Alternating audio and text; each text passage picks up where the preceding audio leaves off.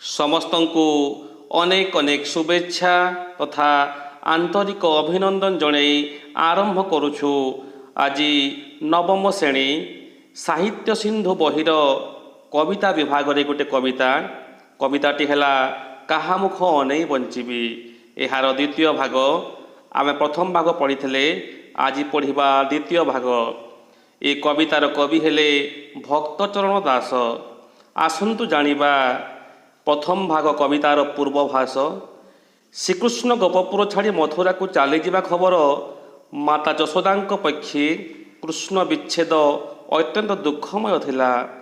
ଏଠାରେ କବି ଭକ୍ତଚରଣ ଦାସ ମାତୃ ହୃଦୟର ଶୋକକୁ ବର୍ଣ୍ଣନା କରିବାକୁ ଯାଇ ଯଶୋଦାଙ୍କ ବାତ୍ସଲ୍ୟ ରସକୁ ସୁନ୍ଦର ଭାବରେ ସେ ତାଙ୍କ କବିତାରେ ଉପସ୍ଥାପନା କରିଛନ୍ତି।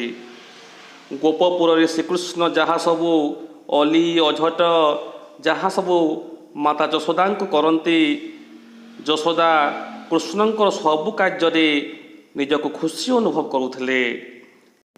ଶ୍ରୀକୃଷ୍ଣ ଗୋପ ଛାଡ଼ି ମଥୁରାକୁ ଚାଲିଯିବା ଖବର ଶୁଣି ମାତା ଯଶୋଦାଙ୍କ ହୃଦୟରେ ପ୍ରାଣଶୂନ୍ୟ ଅନୁଭବ କରି ତାଙ୍କ ହୃଦୟକୁ ଶୋକ ପ୍ରକାଶ କରି ମାତା ଯଶୋଦା ଅତୀତର କଥାକୁ ମନେ ପକାଇ କୃଷ୍ଣଙ୍କୁ ସବୁ କଥା କହି ବାହୁନି ବାହୁନି ସେ କାନ୍ଦିଛନ୍ତି। ତାଙ୍କର ମନର କଥାକୁ ସେ ଶ୍ରୀକୃଷ୍ଣଙ୍କ ପାଖରେ ସେ ଶୋକ ରୂପରେ ପ୍ରକାଶ କରିଛନ୍ତି ଏବଂ ମାତା ଯଶୋଦା ଶ୍ରୀକୃଷ୍ଣଙ୍କୁ କହିଛନ୍ତି, ତୁ ଯଦି ଗୋପପୁର ଛାଡ଼ି ମଥୁରାକୁ ଚାଲିଗଲେ ମୁଁ ଗଭୀର ଜଳରେ ପ୍ରାଣ ଦେଇଦେବି। ମାତା ଯଶୋଦା ଶ୍ରୀକୃଷ୍ଣଙ୍କୁ କାନ୍ଦି କାନ୍ଦି କହୁଛନ୍ତି, ତୁ ଯଦି ଗୋପପୁର ଛାଡ଼ି ମଥୁରାକୁ ଚାଲିଯିବୁ ତା କାହା ଶରୀରରେ ମୁଁ ଚତୁର୍ସମ ଲେପିଦେବି, କାହାର ଆଖିରେ ମୁଁ ଅଞ୍ଜନ ଲଗେଇଦେବି, କାହାକୁ ମୁଁ ପିନ୍ଧେଇବି କାଛି, କାହାକୁ ତୁ ହରି ଆଣିଦିଅ ବୋଲି କହିବୁ, ମୁଁ କାହାର କର୍ଣ୍ଣରେ କୁଣ୍ଡଲ ଖଞ୍ଜିଦେବି। ଏହିସବୁ କଥା ମାତା ଯଶୋଦା ଶ୍ରୀକୃଷ୍ଣଙ୍କ ପାଖରେ ବାହୁନି ବାହୁନି କାନ୍ଦୁଛନ୍ତି। ଯେତେବେଳେ ତୁ ବନକୁ ଯାଉ ସେହି ସମୟରେ ମୋ ପ୍ରାଣ ନେଇକି ଯାଉ, ମୁଁ କାହା କଥା ମନେ ପକାଇବି, ତୁ ମୋତେ କାହାକୁ ସମର୍ପଣ କରିକି ଯାଉଛୁ ବୋଲି ମାତା ଯଶୋଦା ଶ୍ରୀକୃଷ୍ଣଙ୍କୁ କହୁଛନ୍ତି ଏବଂ ସେଇ ଅଶ୍ରୁଭରା ଆଖିରୁ ଲୁହ ବୋହି ଯାଉଛି ମାତା ଯଶୋଦାଙ୍କର ଏବଂ ସେ ଶ୍ରୀକୃଷ୍ଣଙ୍କ ପାଖରେ ସେ ବାତ୍ସଲ୍ୟ ରସ, ସେ ବାତ୍ସଲ୍ୟ ମମତା ପ୍ରକାଶ କରିବାକୁ ଯାଇ ମାତା ଯଶୋଦା ଶ୍ରୀକୃଷ୍ଣଙ୍କୁ କହୁଛନ୍ତି, ଝୁରିବ ଯମୁନା ଝୁରିବ କଦମ୍ବ ଝୁରିବ ଯେ ବୃନ୍ଦାବନ। ସମସ୍ତେ ଝୁରିବେ, କେବଳ ମୁଁ କାନ୍ଦିବିନି, କେବଳ ମୋ ଆଖିରୁ ଅଶ୍ରୁ ବହିବନି, କେବଳ ମୁଁ ଅନ୍ଧୁଣି ହେବିନି। ସମସ୍ତେ ଯମୁନା ଝରିବ, କଦମ୍ବ ଝରିବ, ବୃନ୍ଦାବନ ଝରିବ, ସମସ୍ତ ଗୋପୀ ଗୋପାଙ୍ଗନା ସମସ୍ତେ ତୋ ପାଇଁ ଝୁରିବେ ବୋଲି ମାତା ଯଶୋଦା ଶ୍ରୀକୃଷ୍ଣଙ୍କୁ ବୁଝାଇକି ସେ କହୁଛନ୍ତି। ବର୍ତ୍ତମାନ କବିତାକୁ ବୁଝିବା। ଛାଇକି ଅନାଇ ଡରୁ ଧାଇଁ ମୋତେ କୋଲ କରୁ, ବସନେ ଘୋଡ଼ାଇ ମୁଖ ଗୋଟି, ହେଉଥାଉ ଥରହର ଦେଖିଲେ ଅନ୍ଧାର ଘର, ଉଚ୍ଚ ପାବଚ୍ଛ ନପାରୁ ଉଠିରେ ଜୀବଧନ, ମଧୁପୁରେ ହସ୍ତି ଘୋଡ଼ାମାନ ଗର୍ଜିଲେ ନପୁଣୁ ଡରୁ ଶ୍ୟାମରେ। ଛାଇକି ଅନାଇ ଡରୁ ଧାଇଁ ମୋତେ କୋଳ କରୁ, ବସନେ ଘୋଡ଼ାଇ ମୁଖ ଗୋଟି। ତ ମାତା ଯଶୋଦା ଶ୍ରୀକୃଷ୍ଣଙ୍କୁ କହୁଛନ୍ତି, ତୁ ଯେତେବେଳେ ଛୋଟ ଥିଲୁ ସେହି ସମୟରେ ନିଜ ଛାଇକୁ ଭୟ କରିଥିଲୁ, ନିଜ ଛାଇକୁ ଅନେଇକି ଭୟରେ ମୋ ପାଖକୁ ଦୌଡ଼ି ଆସୁଥିଲୁ ଏବଂ ମୋ କୋଳରେ ତୁ ଜାବୁଡ଼ି ଧରିକି ମୋ କାନି ପଣତ ମୋ ବସନରେ ଘୋଡ଼ାଇ ହୋଇକି ତୋ ମୁଖକୁ ଢାଙ୍କି ଦେଉଥିଲୁ। ହେଉଥାଉ ଥରହର ଦେଖିଲେ ଅନ୍ଧାର ଘର। ତାପରେ ତୁ ଯଦି କୌଣସି ଅନ୍ଧାର ଘରକୁ ପଶିଯାଉ, ଅନ୍ଧାର ଘରକୁ ଦେଖି ପକାଉ, ତାହେଲେ ତୁ ଭୟରେ ଥରହର ହେଉଥାଉ। ଉଚ୍ଚ ପାବଚ୍ଛ ନପାରୁ ଉଠିରେ ଜୀବଧନ। ତୋ ପାଦ ହେଉଛି ଟିକି ଟିକି, ତୋ ପାଦ ହେଉଛି କୁନି, ସେଥିପାଇଁ ତୁ ଛୋଟ ପାଦରେ ତୁ ଉଚ୍ଚ ପାହାଚକୁ ଉଠି ପାରୁନାହିଁ, ତୁ ଉଚ୍ଚ ପାହାଚକୁ ଉଠି ପାରୁନୁ ବୋଲି ମାତା ଯଶୋଦା ଶ୍ରୀକୃଷ୍ଣଙ୍କୁ କହୁଛନ୍ତି। ତ ପୁଣି ସେ କହୁଛନ୍ତି, ମଧୁପୁରେ ହସ୍ତି ଘୋଡ଼ାମାନ ଗର୍ଜିଲେ ନପୁଣୁ ଡରୁ ଶ୍ୟାମରେ।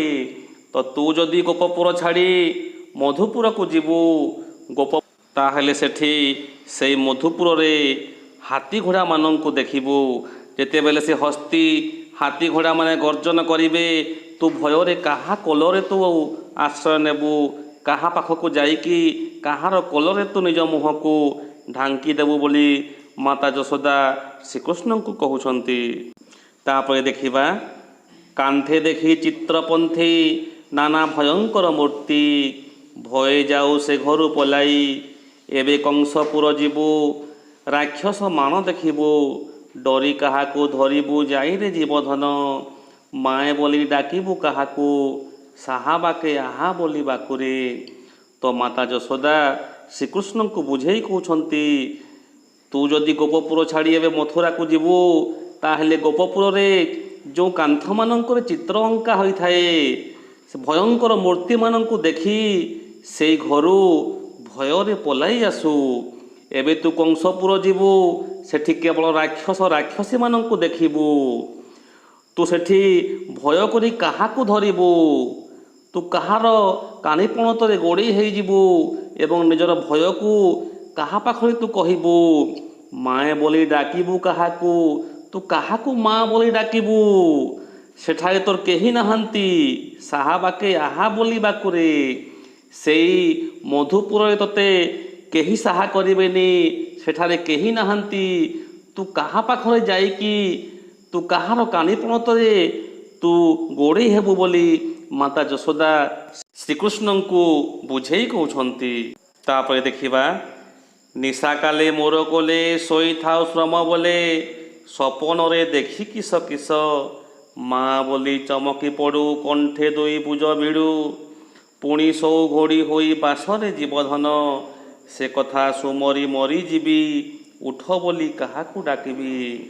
ରାତ୍ରି ସମୟରେ ମାତା ଯଶୋଦା କହୁଛନ୍ତି, ରାତ୍ରି ସମୟରେ ତୁ ମୋର କୋଳରେ ଶୋଇଥାଉ, ଦିନସାରା ନାଟରେ ମାତିକି ଥକି ପଡ଼ି ତୁ ମୋର କୋଳରେ ଶୋଇଥାଉ, ତାପରେ ସ୍ୱପ୍ନରେ କ'ଣ କ'ଣ ତୁ ଦେଖି ପକାଉ, ମା ବୋଲି ଚମକି ପଡ଼ି ପାଟି କରୁ, କଣ୍ଠରେ ଦୁଇ ଭୁଜକୁ ଭିଡ଼ୁ, ତୁ କଣ୍ଠରେ ଦୁଇ ହାତକୁ ଭୟରେ ଭେଡ଼ି ଧରୁ, ପୁଣି ସଉ ଘୋଡ଼ି ହୋଇ ବାସରେ ଜୀବଧନ, ପୁଣି ସେ ବସ୍ତ୍ର ଘୋଡ଼େଇ ହୋଇକି ପୁଣି ଶୋଇଯାଉ ବୋଲି ମାତା ଯଶୋଦା ଶ୍ରୀକୃଷ୍ଣଙ୍କୁ କହୁଛନ୍ତି।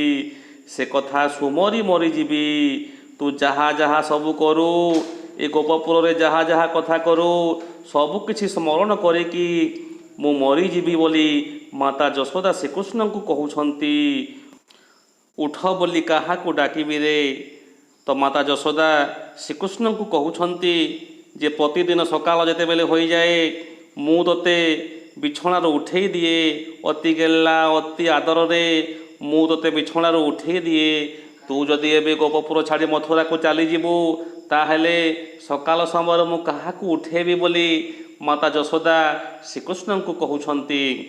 ତ ପିଲାମାନେ, ଏଇଠି ଆମର କବିତା କାହା ମୁଖ ଅନେଇ ବଞ୍ଚିବି କବିତା ଶେଷ ହେଇଛି। ଆଶା କରୁଛି ତୁମମାନଙ୍କୁ এই କବିତା ନିଶ୍ଚିତ ଭାବରେ ଭଲ ଲାଗିଥିବ।